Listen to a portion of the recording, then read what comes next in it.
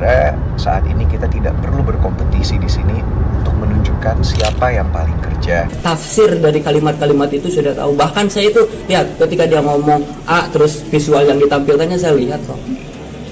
Saya tidak berpikir apakah saya populer atau tidak. Saya tidak berpikir apakah saya punya elektoral atau tidak. Tidak penting bagi saya. Bahkan saya tidak berpikir tentang keselamatan nyawa saya. Saya hanya Jumpa lagi di Bang Jack Channel. Kali ini kita bakal bahas sesuatu yang cukup panas nih guys. Ada pertarungan antara pejabat dengan anggota DPR RI yang saling kritik soal program barat militer untuk anak-anak nakal di Jawa Barat guys. Siapa sih yang nggak kenal dengan Kang Deddy Mulyadi, Gubernur Jawa Barat yang dia 24 jam non-stop, suka turun tangan langsung ke lapangan, ngomong apa adanya dan punya pendirian kuat. Siapa guys? Nah di sini dia malah dikritik habis-habisan oleh seorang anggota DPR RI yaitu Mas Perel Bramasta guys, anggota DPR kalangan artis lewat videonya yang viral. Nah justru Kang Deddy dengan Om Jen balik nantang Perel dengan jawaban super keren guys. Nah ini salah satu reaksi publik yang bikin heboh dan layak kita kupas tuntas hari ini. Nah sekarang langsung aja kita lihat bagaimana kritik pedas dari Mas Perel. Sebagai pelayan masyarakat, kita harus siap dikritik. Kalau tidak mau dikritik, merasa selalu paling benar, tidak usah jadi pejabat. Assalamualaikum warahmatullahi wabarakatuh. Halo teman-teman semua, semoga kalian berada dalam keadaan yang sehat dan juga bahagia. Perihal isu yang sedang ramai digoreng saat ini, saya hanya ingin meluruskan bahwa tidak ada sedikit pun di dalam video saya bahwa saya kontra terhadap sebuah kebijakan yang ada di dapil saya. Jadi saya anjurkan teman-teman semua kalau melihat video atau menerima pesan dibaca secara keseluruhan. Oleh karena itu, saya sangat mengapresiasi upaya pemerintah daerah untuk menerapkan kedisiplinan dan juga akhlak yang mulia untuk pendidikan karakter siswa-siswi yang sedang mengalami masalah perilaku. Pada prinsipnya, saya hanya ingin menyuarakan suara mereka yang memiliki pandangan berbeda mengenai program yang ada di dapil saya. Ambil saja itu sebagai bahan pertimbangan. Koreksi dan sempurnakan programnya. Saya kira saat ini kita tidak perlu berkompetisi di sini untuk menunjukkan siapa yang paling kerja, karena semua sudah ada porsinya masing-masing. Jadi kalau ada satu atau dua pihak yang merasa tersinggung, saya anggap mungkin mereka lagi banyak pikiran. Tapi jika saya rasa itu semua sudah dilengkapi oleh kepala-kepala daerah yang merasa tersinggung, good job, best of luck. Dan jika saya diundang, terutama yang ada di dapil saya, dengan senang hati saya akan hadir untuk melihat secara langsung seperti apa program itu. Jadi ditunggu undangannya ya. Satu hal lagi teman-teman, saya hanya ingin mengingatkan kita semua di sini sudah menjadi pelayan masyarakat. Apapun lini dalam trias politikanya, baik kita di eksekutif, di legislatif, ataupun di judikatif. Saya sebagai anggota DPR RI memiliki tupoksi saya, salah satunya adalah mengawasi jalannya pemerintahan, baik pemerintah pusat ataupun sampai ke pemerintah daerah. Jadi saya juga berharap bagi teman-teman yang sekarang sudah menjabat atau menjadi pejabat untuk tidak anti kritik terhadap siapapun, baik masyarakat ataupun wakil rakyat, yang memang tugas kita adalah mengawasi jalannya pemerintah. Karena saya rasa ini untuk kita semua. Saya tidak menyindir satu atau dua pihak. Sebagai pelayan masyarakat, kita harus siap dikritik. Kalau tidak mau dikritik, merasa selalu paling benar, tidak usah jadi pejabat. Have a good day semuanya. Assalamualaikum warahmatullahi wabarakatuh. Nah setelah Mas Perel bikin video ini, lalu netizen ramai-ramai membela Kang Deddy dan menghujat balik Perel guys. Tapi yang bikin saya merinding adalah tanggapan langsung dari Om Jen sendiri guys. Mari kita lihat. Saya udah tonton ya dari awal sampai akhir. Saya nggak lihat sepotong-sepotong. Ya tujuannya dia tuh benar, tapi dia kurang referensi itu aja. Makanya saya bilang turun ke langsung karena kurang referensi. Kan gitu. Jadi kalau misalnya dia turun langsung, dia kan nanti akan tahu nih penyebabnya apa nih, kenapa dia dibawa ke barak militer, ya kan? Kenapa, masalahnya apa? Dia tanya nih orang tuanya satu-satu, ya kan? Terus setelah tanya orang tuanya satu-satu, tanya dia sekolah, pihak sekolahnya seperti apa. Nah setelah itu dia datang ke barak militer, sampai ke barak militer, langsung dia lihat model pembinaannya itu seperti apa.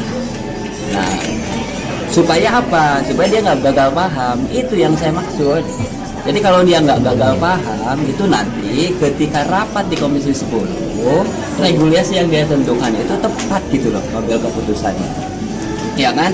Jadi jangan dikira saya baca itu sepotong-sepotong. Enggak, saya udah simak dari awal Nah, dia mengapresiasi bahwa pendidikan karakter itu bagus yang dilaksanakan. Yang kedua, nah military approach kan, ya kan, terus yang dia bahas itu, terus dia sampaikan juga jangan sampai kemudian kalau dia kalau dia nggak turun langsung, jangan-jangan konsep pikiran military approach dia dengan pembinaan pelajar di barak militer yang kita lakukan berbeda, ya kan?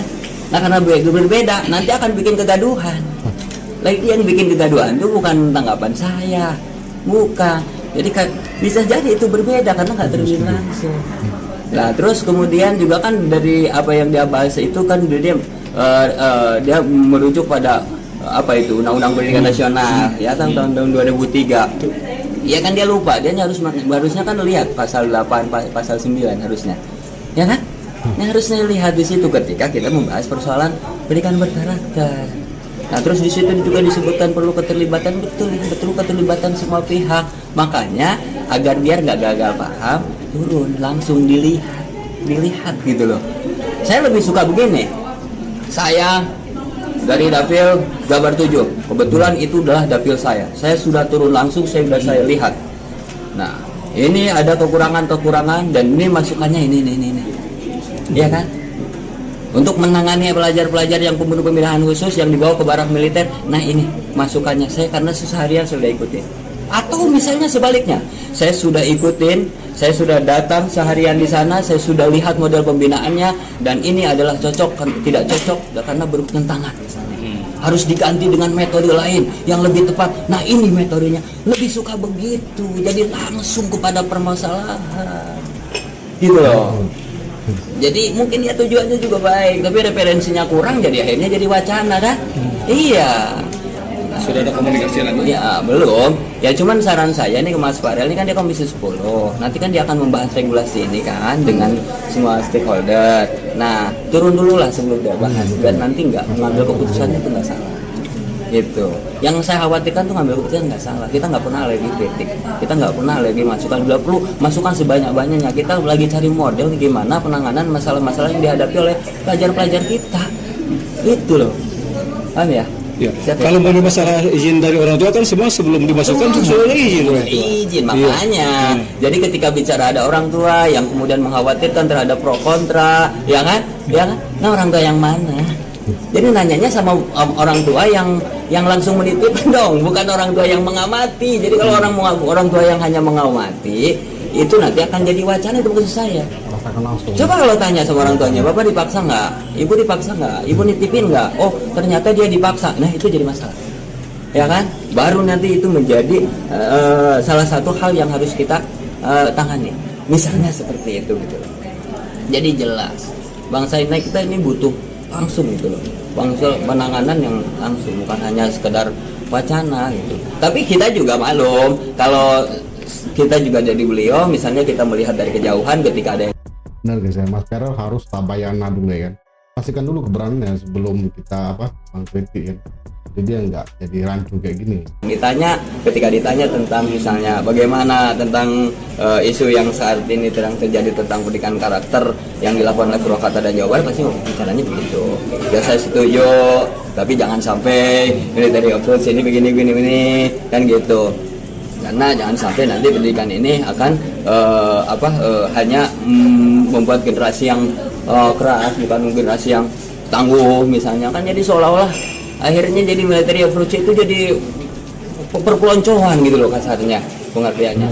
Jadi saya udah baca itu, sudah lihat. Jadi kalau misalnya ada netizen ngomong itu jangan sepotong-sepotong, saya udah baca. Kalau udah baca, sok tafsir dari kalimat-kalimat itu sudah tahu. Bahkan saya itu lihat ketika dia ngomong A, terus visual yang ditampilkannya saya lihat kok.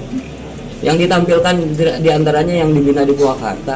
Tapi jadi kan kesannya yang ditampilkan di Purwakarta ini kemudian yang itu cuma physical approach gitu loh.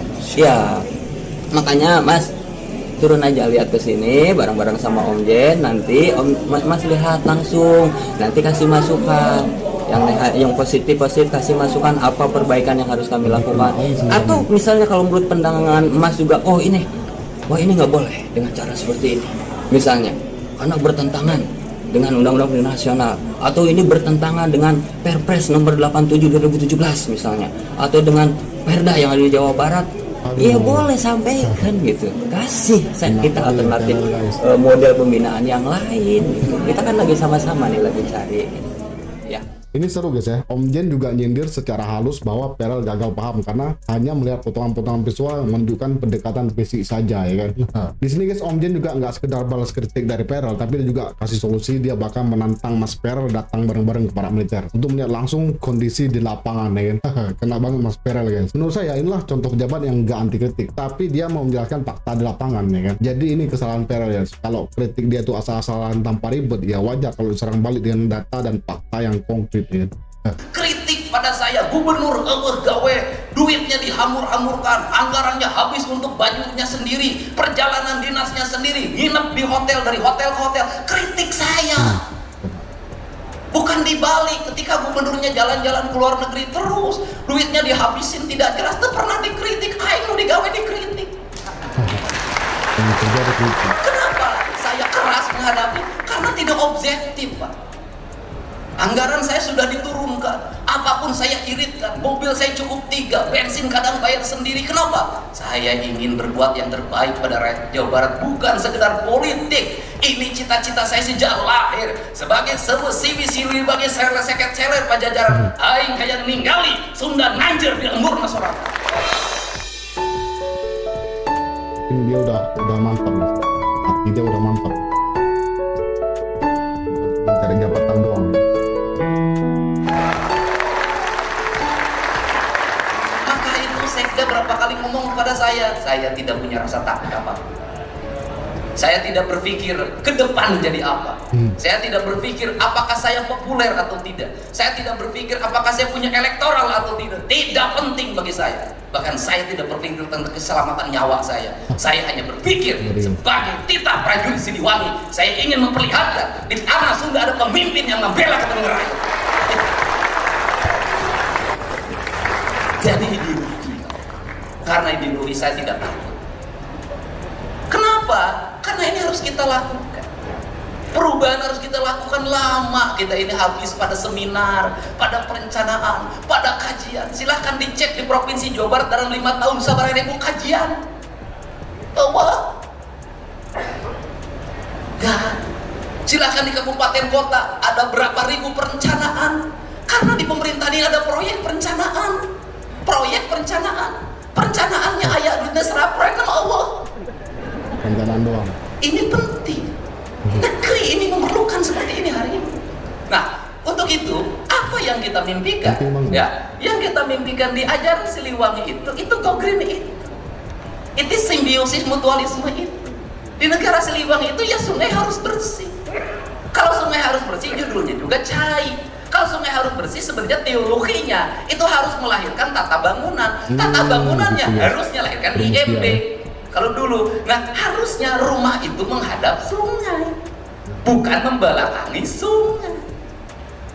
Nah hari ini ya saya bongkar. Kenapa? Karena sungai tidak terlihat, sawah tidak terlihat. Seluruh Jawa Barat jalan rayanya dipenuhi oleh warung. Ngeri banget guys, ngeri banget guys. Karena Deddy Mulyadi bukan tipe gubernur yang suka rapat bertele-tele, beliau lebih suka action, dan itulah yang bikin banyak orang geram tapi juga kagum sama dia. Ya. Masyarakat butuh pemimpin yang kayak gini guys, bukan cuman pemimpin yang bisa omong indah di media sosial, tapi benar-benar turun ke lapangan dan duduk bareng rakyat dan paham masalah dari dekat. Ya, mantap nih. Jadi bagaimana menurut pendapat kamu guys? Apakah kritik harus selalu didasari riset dan kunjungan langsung atau cukup dari rumah sambil scroll medsos guys? Gimana menurut kamu guys? Kalau menurut aku semua orang boleh kritik, tapi kalau ingin dipercaya dan dihargai minimal pahami dulu objek yang dikritik kan. Jangan sampai kritik kita justru menyesatkan opini publik guys, itu bahaya banget ya. Oke guys, sampai sini dulu video kali ini. Berikan tanggapan, sanggahan, opini dan kritik di kolom komentar. Jangan lupa like, share dan subscribe biar makin rame. Nanti kita bahas isu-isu seru lainnya guys. Kita bahas isu yang paling panas lagi guys. Oke, sampai jumpa lagi di video berikutnya. Wassalamualaikum warahmatullahi wabarakatuh. Ciao.